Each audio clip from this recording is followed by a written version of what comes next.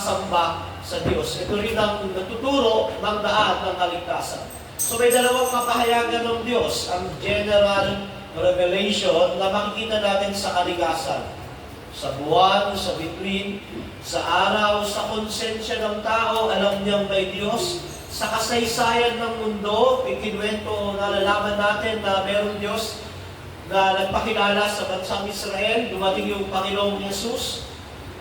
So lahat yun ay general revelation. Sapat iyon para malaman ng tao na may Diyos at sapat iyon para i-judge siya ng Diyos sa kanyang mga kasalanan. Dahil alam niya may Diyos, hindi niya hinahanap, hindi niya sinamba ang Diyos na ito. Ang tawag mo sa kapahayagan ng Diyos na iyon ay general revelation. Yung nature, yung conscience, yung history.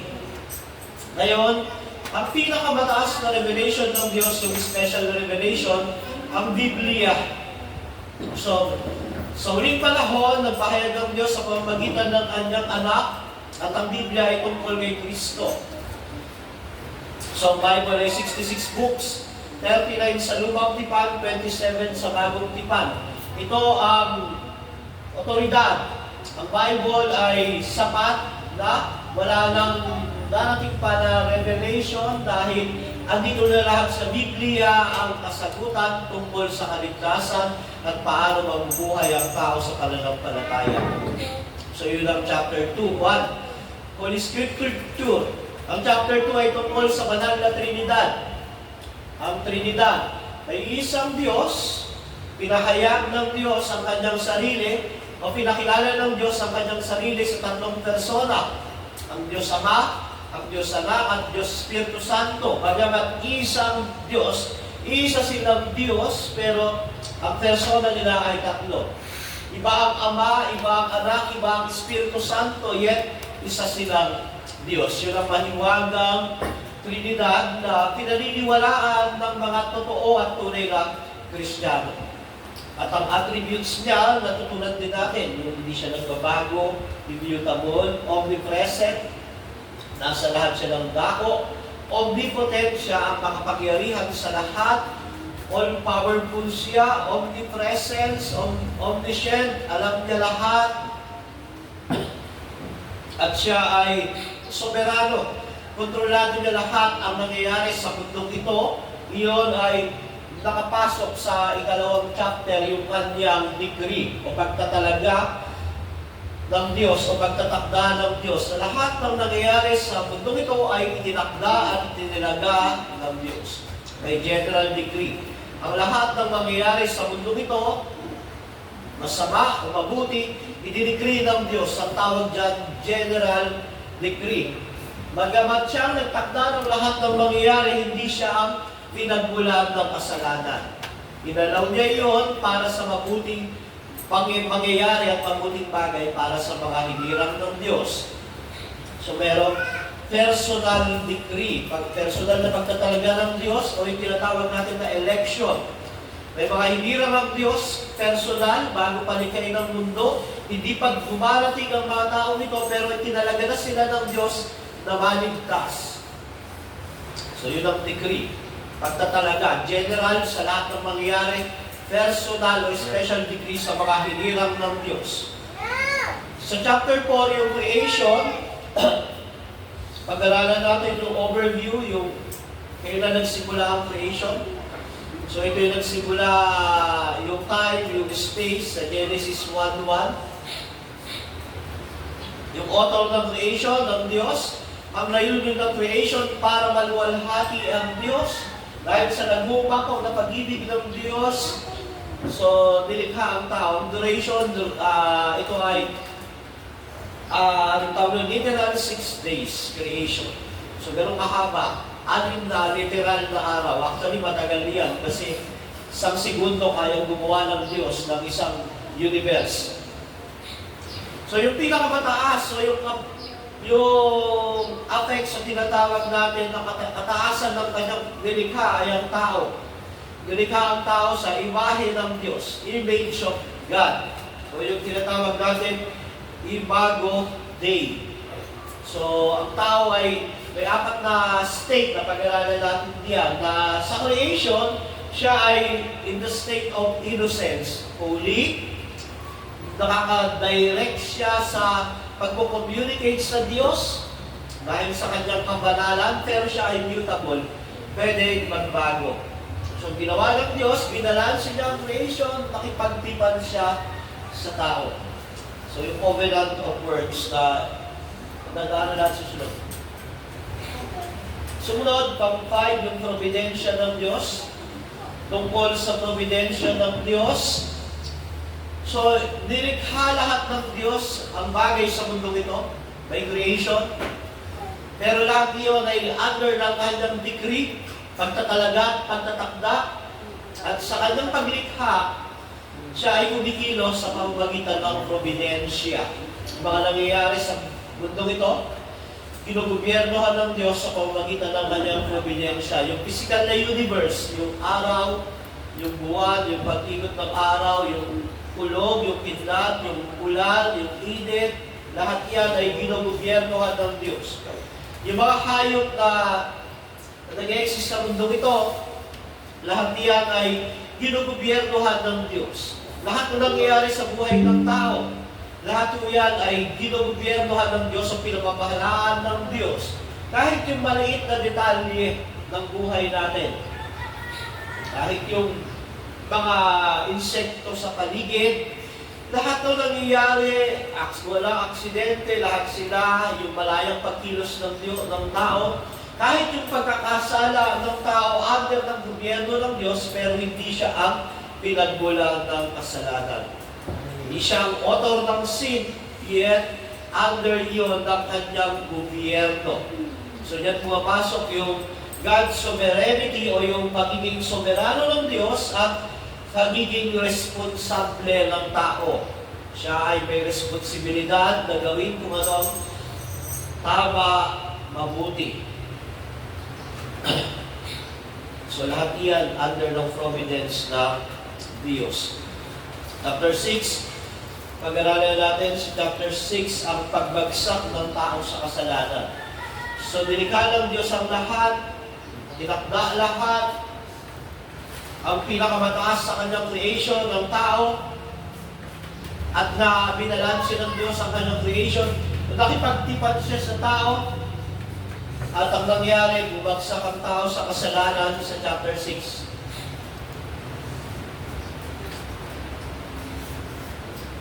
Sino kasi charge mo na laptop? Ayaw mag-charge. Lobat pa. Ayaw mag-charge. Nililipat lang namin ito ang service na... So sa chapter 6, yung pagbagsak ng tao at paparusahan. So pumasok ang kasalanan sa pamamagitan ng pagkakasala ng unang tao. Naipasa ito sa lahat ng henerasyon ng darating na tao at realidad ito sa lahat ng tao. Dahil sa pagkakasala nito, lahat ay apektado, lahat ay patay sa kasalanan. Pumasok siya sa ikalawang estado ng man. Una, state of innocence, wala siyang kasalanan, inosente sa kasalanan. Banal ngayon, nung pumasok siya sa kasalanan, ang tao ay nasa state of sin. So pag ang tao wala kay Kristo, siya ay nasa state of sin, siya ay totally unable na lumapit sa Diyos, totally depraved na hanapin ng Diyos at makagawa ng mabuti sa harap ng Diyos. Yun yung reality of sin.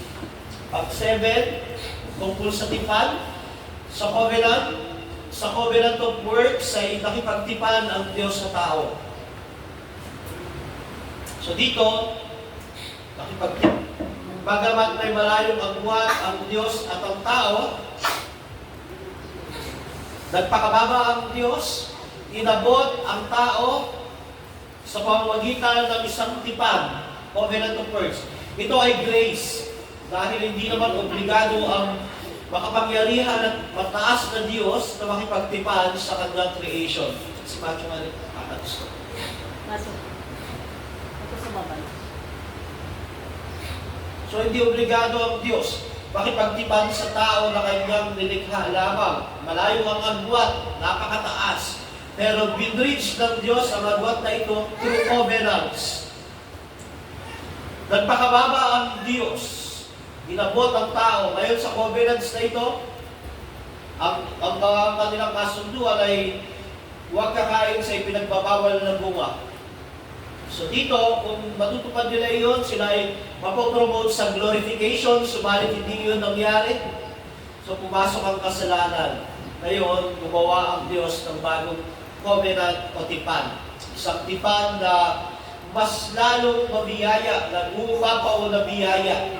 Covenant of grace. Sa covenant of grace, dahil makasalanan ng tao, wala na siyang kakayahang lumapit sa Diyos. Ang Diyos na ang gumawa ng paraan. At ang covenant of grace na ito, ang nagahambol sa isang makasalanan. Ang covenant of grace na ito, ang nagpapababa sa taong mataas ang tingin sa sarili, sa taong mayabang at mapagmataas, sa taong walang pagmamahal sa Diyos. Ang grace na ito ang nagbibigay sa kanya ng pagmamahal. Kaya mo na paglilingkuran, pinamahal ng Diyos dahil sa kanyang grace. Dahil kung wala ang grace ng Diyos sa buhay mo, hindi mo siya mamahalin, hindi mo siya paglilingkuran. Tipan ng Diyos na ito ay nakaugat sa covenant ng redemption. Redemption na dito sa covenant of redemption ay bago pa ang covenant of works, covenant of grace, meron ng plano ang Diyos Ama at Anak. Sa decree nila, meron ng mga taong itinalaga para kay Kristo. At itinakda kung kailan mangyayari ang covenant of grace. Sa chapter 8, tungkol sa mediator kay Kristo bilang tagapamagitan, si Kristo ang propeta, pari at hari. So kay siya ang propeta bilang tagapagturo sa mga tao na mangbang sa salita ng Diyos. Propeta bilang tagapagturo na magtuturo sa puso at isip nila ng salita ng Diyos. Pari bilang tagapamagitan sa Diyos at sa taong makasalanan. Bilang pari siya ang nagsilbing alay. Bilang hari naman, siya yung tagapagtanggol at siya ang pinuno ng kanyang iglesia. Napag-aralan din natin sa of Christ na mediator na siya ay tunay na Diyos at tunay na tao. Si Kristo, isang tunay na Diyos at tunay na tao. So dito, tinalaga siya ng Ama para maging tagapamagitan. Pinuspos ng banal na Espiritu Santo para magawa niya ang gawa na nararapat sa katwiran ng Diyos. Chapter 9, tungkol sa free will o sa malayang kalooban. So, napakahalaga nito. Maraming evangelicals mali ang view sa free will. Ala nila ang tao ay malaya talaga. Malayang hindi magkasala, malayang magkasala hindi po. Napag-aralan natin dito yung fourfold state of man. Una, yung innocence ng panahon ni Adam, siya ay malaya talagang hindi magkasala. Pero ang kanyang estado ay pwede magbago. So nagkasala siya. So pumasok siya sa state of sin. Wala na siyang kakayahang hindi magkasala. Lahat ng gawa niya ay kasalanan. Kahit yung pinakamabuting gawa ng tao, sa harap ng Diyos, iyon ay kasalanan. Magbe-benefit ang kapwa niya tao roon, mabuti sa kapwa-tao niya, pero hanggat wala siya kay Kristo, sa harapan ng Diyos, iyon ay maruming basahan lamang. So yun ang naging estado ng tao hanggang baligtas siya. Kung baligtas siya, siya ay pumasok sa estado ng grace. So state of grace, yung mga gawang mabuti na i-dedicate kay Christ, yun ay mabuti sa harap ng Diyos. Pero dito sa state of grace, may option siya. Pwede siyang hindi magkasala, pero pwede pa rin siyang magkasala. At pag nagkasala siya, didisiplinahin siya ng Diyos. So yung mga nakay Kristo, sila ay nasa state of grace. Pwede magkasala, pwede hindi. Pero yung wala kay Kristo, sila ay nasa state of sin. Wala silang kakayahang hanapin, lumapit sa totoo at tunay ng Diyos. Ang kakayahan lang nila ay pagrebelde, labanan ng Diyos, ipagmalaki ang kanilang pride, ang kanilang ego. Kaya nga, ang mga wala kay Kristo, ang binoboast nila yung free will nila. hanggang dumating yung panahon na sila ay ligtas, sila ay mapunta sa state of grace. Pahuli, pag namatay na ang tao, dumating na yung pagbabalik ng Panginoong Jesus, yung state of glory.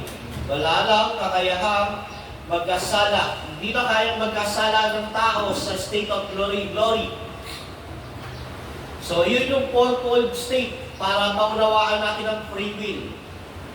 Ang tao, may kalayahang pumili morally. Sa harap ng tao, makapag-decide siya. Pero wala siyang kakayahang harapin ang Diyos at gumawa ng mabuti sa harap ng Diyos unless siya ay iligtas at ma-born again. So, kung wala kay Kristo, kahit isunugin nila yung katawan nila para sa Diyos, kahit pumarada sila, mamatay sila doon sa isang prosesyon, magkaipit-ipit sila, sa mata ng Diyos, kasalanan iyon. Kahit ipamigay niya yung kayamanan niya sa mahihirap, sa mata ng Diyos, basura iyon. Marubing, basahan. Unless siya ay papunta sa state of grace, yung baligtas siya. Yung gawa niya ay tatanggapin na ng Diyos dahil iyon ay gawa na nasa pamamagitan ni Kristo. So malaking pagmamalaki at ipagmamayabang ang tao. Chapter 10, ang effectual call o mabisang pagtawag. So ang mga tao, idinecree ng Diyos, tinawag ng Diyos o hinirang ng Diyos bago panikahin ng mundo, tatawagin niya. Mabisang tatawagin. At ang mga tatawagin ng Diyos para sa kaligtasan ay ang mga hinirang niya bago palikhayin ng mundo. Ito ay dahil sa layunin ng Diyos at hindi sa kagustuhan o gawa ng tao. Bakit ka nakakilala sa Diyos? Bakit ka sumasampalataya kay Kristo, sa totoong Kristo? Kasi tinawag ka ng Diyos. Kasi bago palikhayin ang mundo, kilala ka na niya, kinalaga ka na niya para sa Kanya. So yun yung mabisang pagtawag. At pag kumilos ang Diyos sa tao sa takdang panahon, bibigyan siya ng bagong puso, bagong isip, bagong liwanag. Palalayain siya mula sa estado ng kasalanan sa kapag-aalipin ng diablo. Kaya ang tao, kahit lumaki siya sa church, kahit kabisado niya yung buong Biblia, kung hindi siya tinawag ng Diyos, hindi siya mabisang tatawagin ng Diyos, hindi siya maliligtas. Kahit ano ang form ng kanyang pagiging relihiyon, kahit mula simbahan, lumalakad siya ng paluhod, ay grabe yung pagka-religyoso niya, kung hindi siya tatawagin ng Diyos, hindi siya maliligtas. So yun yung effectual calling. Mula sa estado ng kasalanan, dadalhin sa grace, para magawa niya yung grace, kailangan niyang tawagin ng Diyos. Paano ginagamit ng Diyos pagtawag? Gospel call. May mga aral, maririnig ang Ebanghelyo, kikilos ang Espiritu Santo, siya ay pabuborn again, maliligtas siya. At kapag aralan din natin dito na mga walang kakayanang sumampalataya, ay tatawagin din, kagaya ng mga baby, yung mga may kapansanan, yung mga special people, sila ay tatawagin din. Sila ay maliligtas. So yung mga sa confession natin, ang doctrine ng elective funds, lahat ng baby na hinirang ng Diyos, sila ay ligtas. Kahit wala silang kakayahang tumugod sa Ebanghelyo. So napag-aralan din natin yan, may mga makikibahagi sa biyaya ng Diyos. Dahil hindi talaga tinawag, mga magiging member ng church, makakasama sila sa fellowship, makikibahagi sila sa banal na hapunan, o pag-bautismo, lahat ng biyayang spiritual ng church mararanasan nila. Pero pagdating ng dulo, tatalikod sila dahil hindi nila naranasan ang mabisang pagtawag. So, nangyayari talaga yun na may mga nawawala sa church kasi hindi naman talaga sila ligtas. Hindi nawala ang paligtasan nila. Kung hindi talaga sila ligtas, walang pagkilos ang Diyos sa puso at isip nila. So, isa sa halimbawa diyan, yung anak ni John Piper na naging 80s. So, yung anak niya ay lumaki sa church, tapos dumating ang panahon, hindi na Kristiyano. Na wala pa kaligtasan nun, hindi talaga ligtas yun. So, yung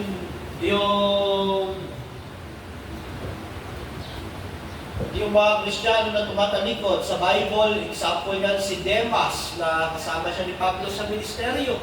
Pero sa dulo, mas minahal niya yung mundo. Kaya ayaw niya na kay Kristo. Si Demas, si Judas na kasama sa 12 disipulo. 3 years, narinig niya ang preaching ni Christ. Nakita niya yung miracle. Pero sa dulo, si Judas ay pinagbili ang Panginoong Yesus. Bakit? Kasi hindi siya talaga kasama sa mga mabisang tinawag ng Diyos. At si Judas talaga ay hindi ligtas. Pero naranasan niya ang spiritual na biyaya ng Diyos. Pag sinabi yung spiritual na biyaya, hindi ibig sabihin nun na born again siya. Ibig sabihin, nakasama niya si Christ. Narinig niya yung sermon ni Christ. Nakita niya yung miracles. Lahat ng na-experience ng mga disciple, naranasan niya. Pero tumalikod siya dahil hindi siya ligtas. Sa effectual calling, may mga ganun. Magiging member ng church, mararanasan yung biyaya ng church, pero tatalikod dahil hindi talaga sila mabisang tinawag ng Diyos. At tayo pinatako sa chapter 11, yung tinatawag natin ng justification o pagpapawala ng sala. Makibukas kayo sa akin sa Roma chapter 3, verse 22 to 28.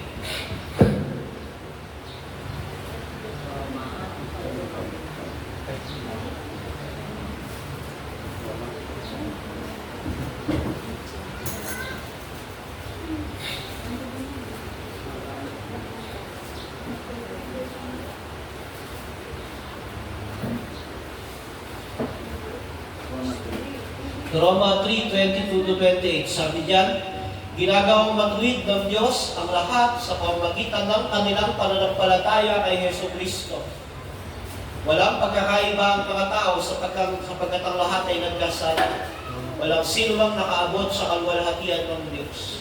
Ngunit dahil sa kanyang magandahang loob na walang bayad ng binigay, sila ay tinuring na matuwid sa pamamagitan ni Kristo Jesus na siyang nagpalaya sa kanila. Siya ang inalay ng Diyos bilang handog upang sa pamamagitan ng kanyang dugo ay mapatawad ang kasalanan ng lahat ng sumasampalataya sa Kanya.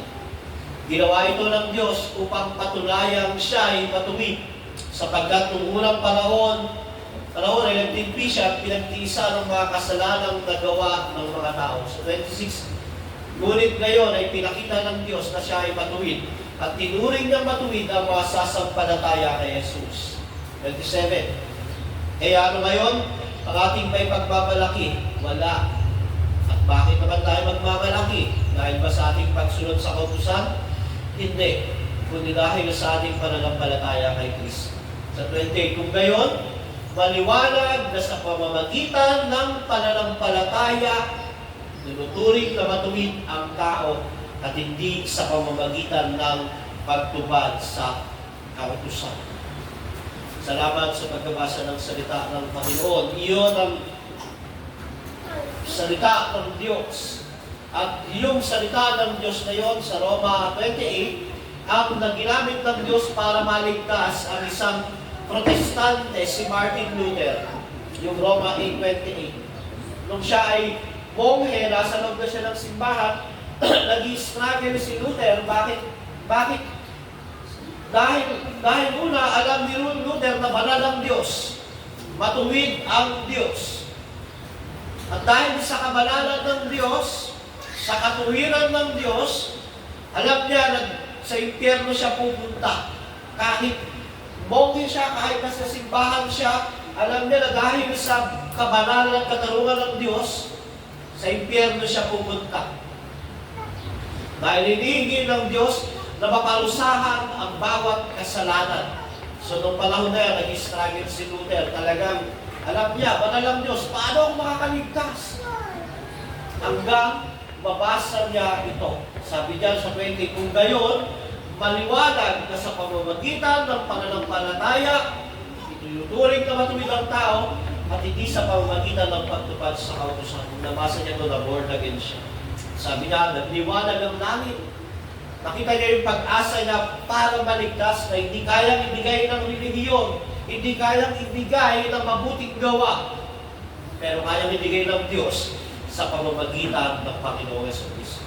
At yun yung pag-aaralan natin, yung justification, pag-aaring ganap o pagpapawalang sala. Sa chapter na ito, masasagot natin ang mahalagang katanungan. Paano magiging matuwid ang isang taong makasalanan sa harapan ng banal na Diyos? Paano? Kung ang Diyos na ito, alam ang lahat ng ginagawa mo. Kung ang Diyos na ito ay banal, perfecto, pakatarungan at hinihingi niya na parusahan ang lahat ng kasalanan mo. Paano ka magiging matuwid sa harap niya? Paano ka makaligtas? At masasagot ang katanungan na ito sa pamamagitan ng dalawang katanungan. Sino ang Diyos at ano ang kalagayan ng tao? Sino ang Diyos? Ang banal, makatarungan. Ano ang kalagayan at sino ang tao? Ang makasalanan, rebelde, kapag mataas, ma-pride na tao, paano siya makakahanap ng katwiran sa harap ng Diyos? Ang sagot, papawalang sala siya. Justification. Sino po pwedeng bumasa sa paragraph 1?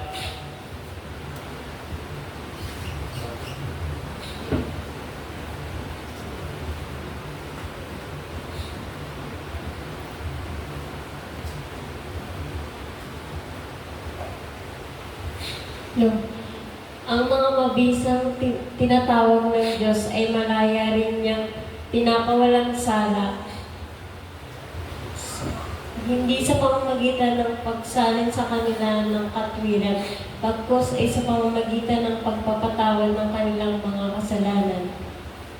At sa pagtuturing at pagtanggap sa kanilang mga pagkatao bilang matutuwid, hindi dahil sa anumang ginawa sa loob nila o ginawa nila, bagkus ay alang-alang kay Kristo lamang, hindi sa pamamagitan ng pagbibilang sa kanila ng pananampalataya mismo ng gawa ng pagsampalataya o ng iba pang pagsunod sa Ebanghelyo bilang kanilang katwiran, bagkus ay sa pamamagitan ng pagbibilang ng aktibong pagsunod ni Kristo sa buong kautusan at ng pagdurusang pagsunod sa kanyang kamatayan para sa kanilang ganap at tanging katwiran sa pamamagitan ng pananampalataya na ang pananampalatayang ito ay hindi nila natamo nang sa kanilang sarili, bagkus ito ay kaloob ng Diyos.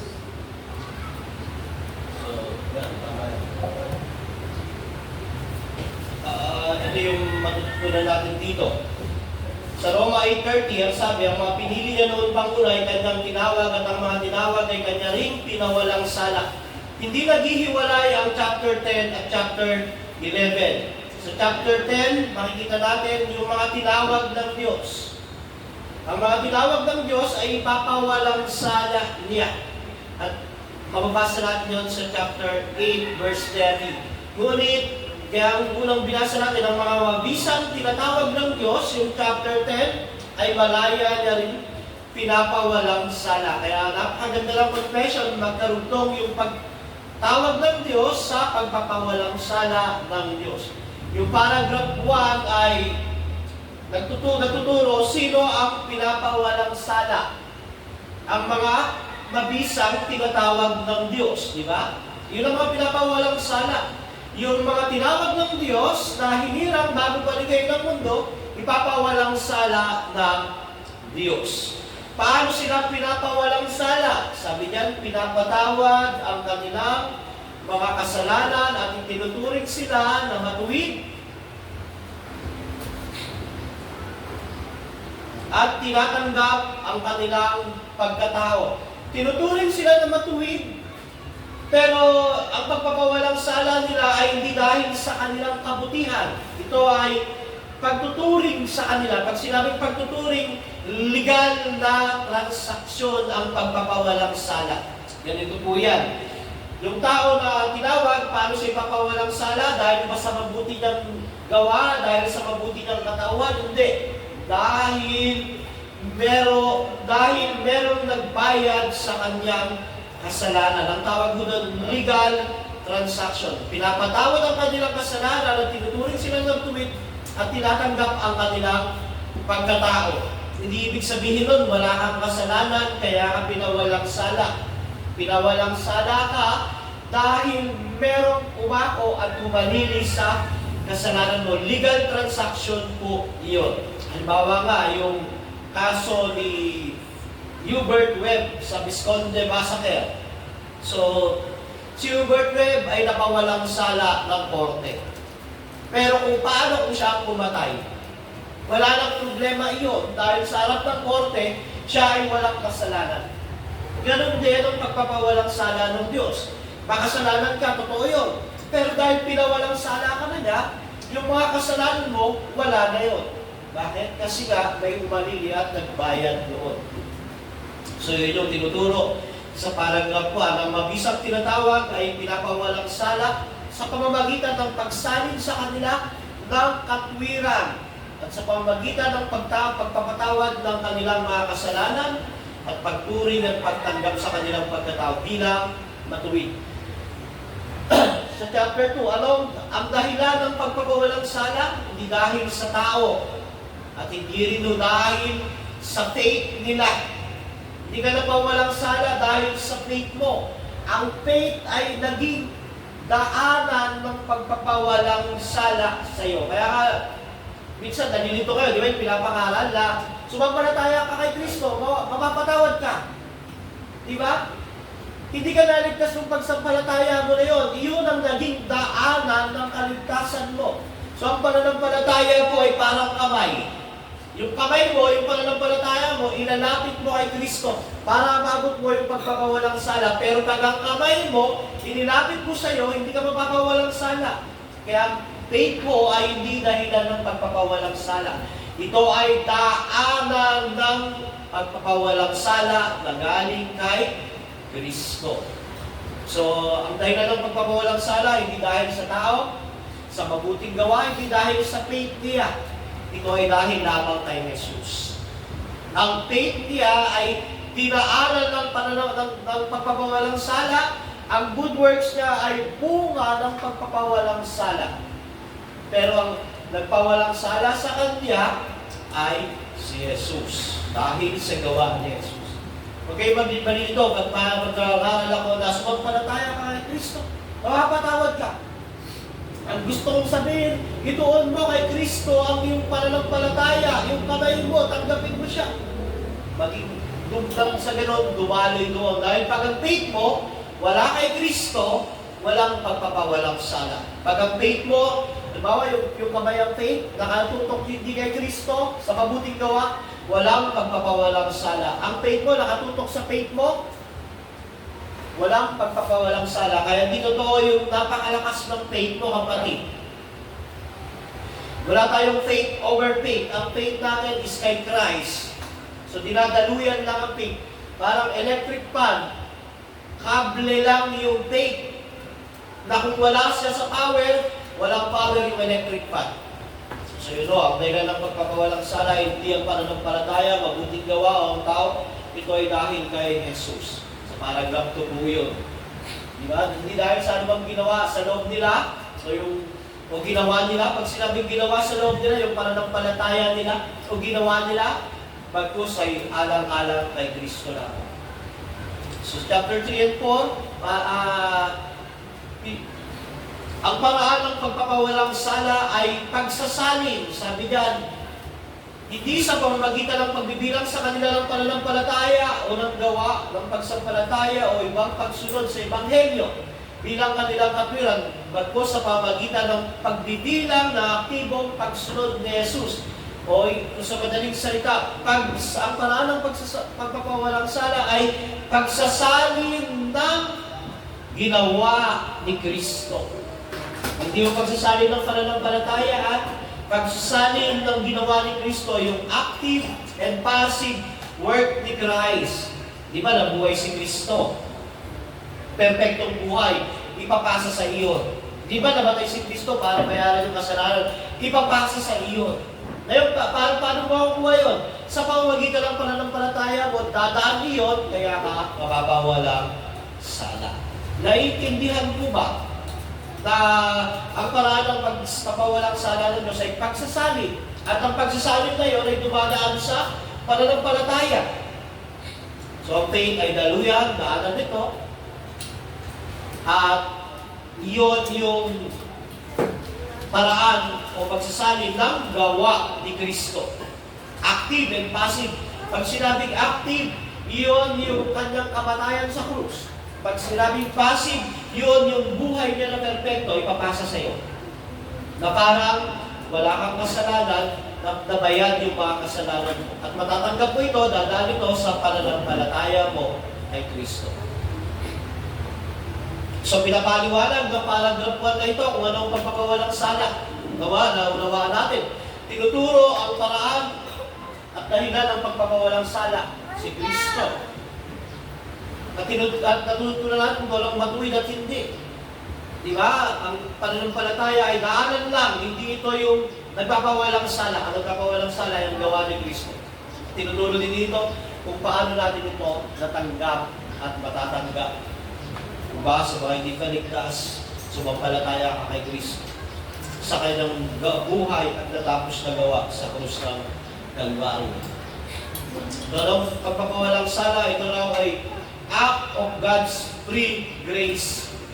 Gawa ng mabiyayang Diyos na kung saan pinapawalang sala niya ang taong makasalanan, tinuturing na matuwid dahil sa ipinasang katwiran ni Kristo na dumadaan sa pamamagitan ng pananampalataya ng tao. So, magbabasahin natin ang Roma chapter 4 verse 5. Ngunit ang hindi nananalig sa sariling mga gawa, kundi sumasampalataya sa Diyos ay nagpapawalang sala sa makasalanan, ay tinuturing na matuwid ng Diyos dahil sa kanyang pananampalataya.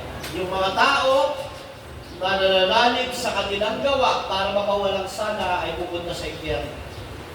Pero yung mga tao hindi nananalig sa kanilang gawa, kundi kay Kristo lang para sa kanilang pagpapawalang sala, ay tinuturing na matuwid ng Diyos.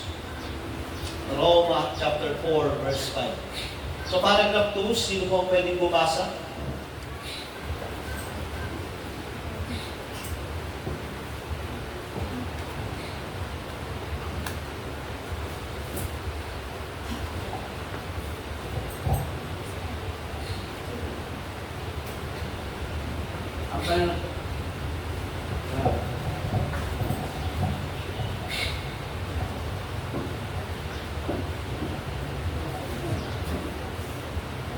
Ang pananampalatayang ganoon tumatanggap at nagtitiwala kay Kristo at sa kanyang katwiran ay ang tanging kasangkapan ng pagpawalang sala.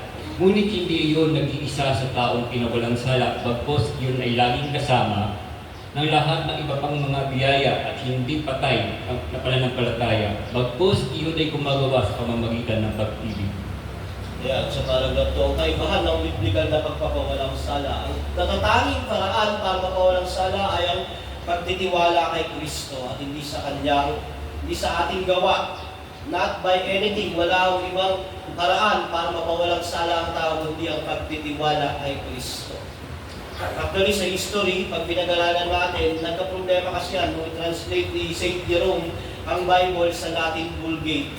Yung tinatawag na righteousness ay tinranslate niya sa penitence o pagpipinitensya para mapawalang sala. Na tinuturo ng Biblia ay pinusya o pagtitiwala kay Kristo lamang. So, sa mga pag-imay-imay natin yan, mapag-aaralan pa lang susunod. So, ang pagpapawalang sala ay may mga kasamang biyaya at gumagawa sa pamamagitan ng pag-ibig. Ang katibayan na napawalang sala ang tao, gumagawa siya. Biyaya iyon ng kanyang pagpapawalang sala. So ang tao na nagsasabing napawalang sala na siya, pupunta siya sa langit dahil kay Kristo, pero ayaw magpa-member sa church, wala siyang commitment sa church, wala siyang pagmamahal sa mga hinirang ng Diyos, pagmamahal sa mga makasalanan, sa mga tao pupunta sa impyerno, ay hindi totoong pinawalang sala. Pag wala kang desire para mahalin ang church, mahalin ang unbeliever, paglingkuran ng Diyos, hindi ka totoong pinawalang sala. Baka intellectual lang. Kasi ang magiging bunga nun ay biyaya na gumagawa sa pamamagitan ng pag-ibig. Yun ang danger ng intellectualism minsan, yung ay ng intellectual na alam ng theology, marunong sa theology, pero walang pagmamahal sa mga hinirang ng Diyos, ang church, at sa mga unbeliever. Kaya nga, nakakalungkot, minsan maraming galing ng seminary pero wala silang desire para mag-evangelize, magdala ng kaluluwa sa church, maging member ng church, magpagamit sa local church. Kasi hindi nila naunawaan na ang pananampalatayang nagpapawalang sala ay magbubunga ng biyaya na gumagawa sa pamamagitan ng pag-ibig. So, chapter 3, paragraph 3.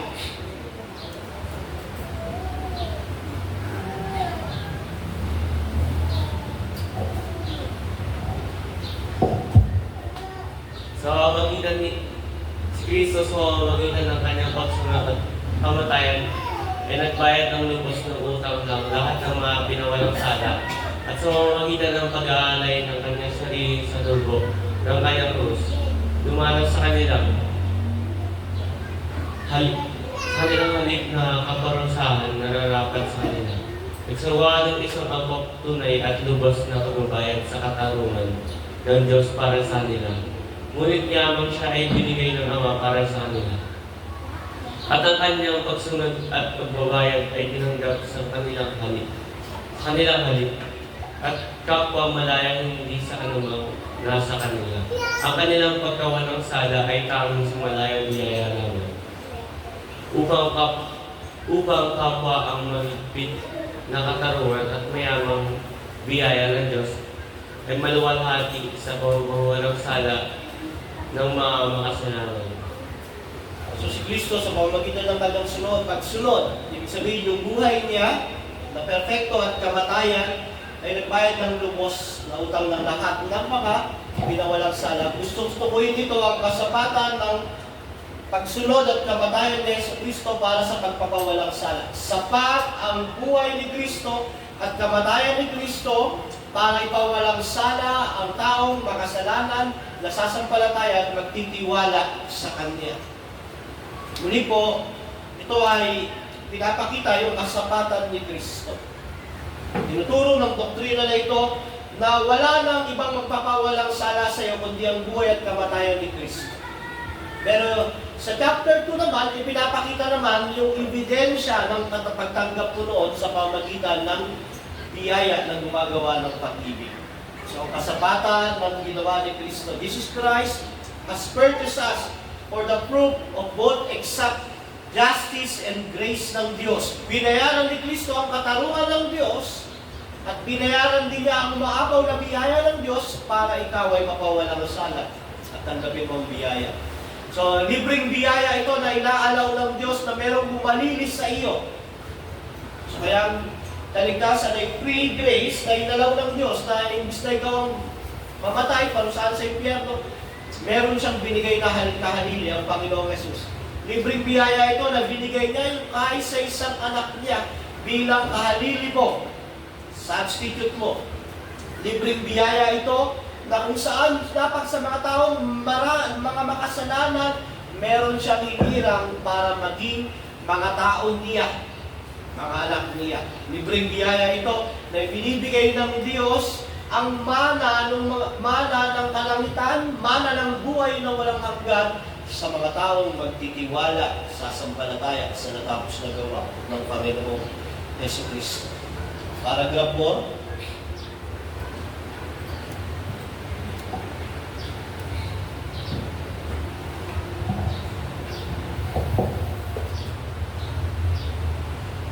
Mula sa kawalang hanggan ay tinakda ng Diyos na mapawalang sala ang lahat ng mga hinirang. Isa at si Kristo sa kalubusan ng panahon ay namatay para sa kanilang mga kasalanan at nabuhay na muli para sa pagkawalang sala sa kanila. Ngayon pa man, sila ay hindi nagpawansala ng personal hanggang sa takdang panahon ay aktwal na nilapat ng banal na Espiritu sa kanila si Kristo. Mula sa kawalang hanggan ay tinakdalo ng Diyos ang pagpapawalang sala. From all eternity past. Ganoon katagal, lalayo ang pagtatalaga ng Diyos. Hindi ka pa lumalim sa mundong ito. From eternity past, tinakdalo ng Diyos na ipawalang sala ka. At namatay si Kristo sa takdang panahon at naranasan mo yung pagpapawalang sala sa takdang panahon kung kailan itatalaga ng Diyos yung banal na Espiritu Santo para ilapit ka kay Kristo. So ang timing ng pagpapawalang sala ay nakaplano bago balik kayo ng sanlibutan, subalit ito ay naganap sa kasaysayan. So wala pang time and space, ando na yung plano ng pagpapawalang sala sa iyo, pero naganap iyon sa history nung dumating ka. So ang pagpapatawad at pagpapawalang sala ay nakadekri na sa eternidad, subalit ito ay ginanap ng Diyos ayon sa kanyang dinakdang tamang panahon. Doon lang sila napapawalang sala, doon lang tayo napapawalang sala. Lahat ng tao na ipapanganak sa mundo nito ay lalabas na makasalanan, nasa estado ng kasalanan. Pag dumating ang takdang panahon ng Diyos at kasama ka sa mga hinirang bago kalikay ng mundo, papawalang sala ka sa pamamagitan ng Espiritu Santo. So ito ang pagkilos ng Trinidad. Mula palikay ng mundo, ikaw ay hinirang ng Ama, ng Diyos. Ngayon, namatay si Kristo sa takdang panahon para bayaran yung kasalanan mo. Ngayon, sa panahon mo naman, i-apply ng banal na Espiritu Santo yung gawa ng Diyos. Sa paragraph 5, Ang Diyos ay patuloy na nagpapatawad ng mga kasalanan ng mga napawalang sala. At bagaman sila ay hindi maaaring mahulog mula sa katayuan ng pagkapawalang sala, ngunit sila ay sa pamamagitan ng kanilang mga kasalanan ay maaaring mahulog sa ilalim ng mga kaamanggaling ng Diyos.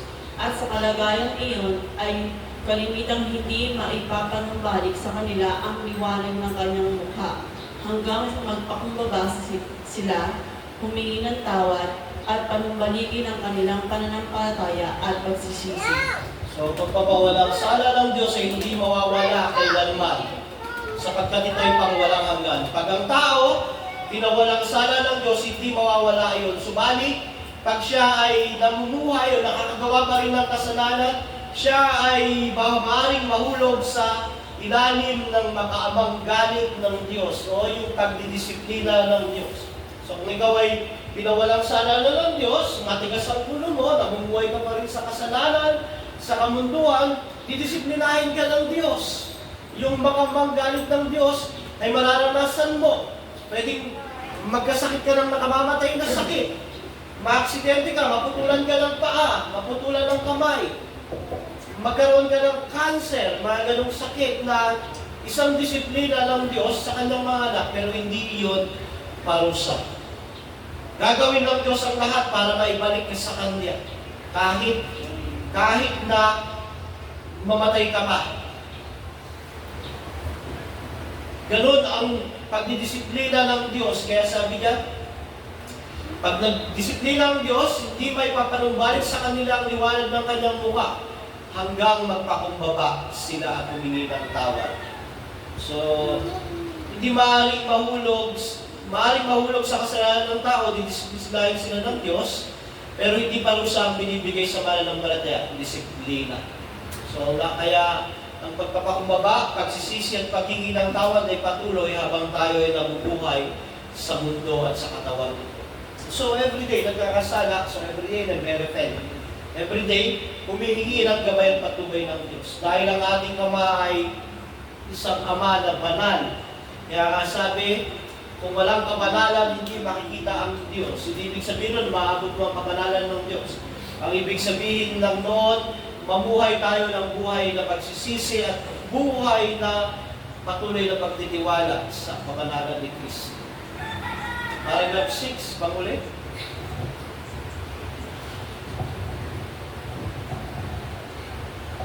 Ang pagpapawalang sala ng mga mananampalataya sa ilalim ng lumang tipan sa lahat ng mga puntong ito ay gaya rin ng pagpapawalang sala ng mga mananampalataya sa ilalim ng bagong tipan. So sa paragraph 6, Ay ganap na nabigyan kasiyahan ng katarungan ng Diyos na tamo sa ang pakikipagkasundo at binili ang isang walang hanggang mana sa kaharian ng langit para sa mga ibinigay sa Kanya ng Ama. so kung paano napawalang sala ang mga tao sa bagong tipan, ganoon din sa lumang tipan, sa pamamagitan ng pananampalataya. Sa lumang tipan, sila ay nakatingin sa darating na Mesaya. So lahat ng mga typology o mga simbolo na tumutukoy kay Kristo, pag sumampalataya ang isang Hudyo, siya ay naliligtas. Sa lumang tipan iyon. Sa bagong tipan naman, tayo ay bumabalik sa nakaraan. 2,000 years ago, pinako sa krus ang Kristo. Pag sumampalataya tayo sa gawa, kamatayan ni Kristo, tayo ay naliligtas. So, isa lang ang daluyan ng pagpapawalang sala, sa lumang tipan man o sa bagong tipan. Ito ay ang pananampalataya sa pamampas kay Kristo, sa kanyang gawa. So, conclusion, ang pagpapawalang sala ay sa pamamagitan ng pananampalataya kay Jesus lamang. Ang mga gawa ay bunga lamang ng pagpapawalang sala at katibayan. So, active and passive na gawa ni Kristo ay sapat para sa pagpapatawad sa kasalanan ng mga hinirang. Yung buhay ni Kristo at kamatayan ay sapat. So, hindi mo kailangan ng mga kung ano-anong simbolo, kataspas, yung paghimas-hipuhin mo sa kung ano-ano, sapat ang buhay at kamatayan ni Kristo. Wala nang pwede pang iba na makapagpawalang sala sa iyo, kundi yung active and passive na gawa ni Christ. So ang pagplano ng pagpapawalang sala ay tinakda sa eternity, pero nangyari sa kasaysayan o sa panahong tinakda ng Diyos. So ang pagpapawalang sala ng Diyos ay walang hanggan, hindi nawawalang kaligtasan. Maaaring magkasala pa din ng mga napawalang sala, kaya dinidisiplina sila ng kanilang ama. At ang pagdidisiplina na ito ay masakit. Wala akong natutuwa pag dinidisiplina. So ang mga tao sa lumang tipan at bagong tipan ay naligtas dahil sa pananampalataya. Any question po?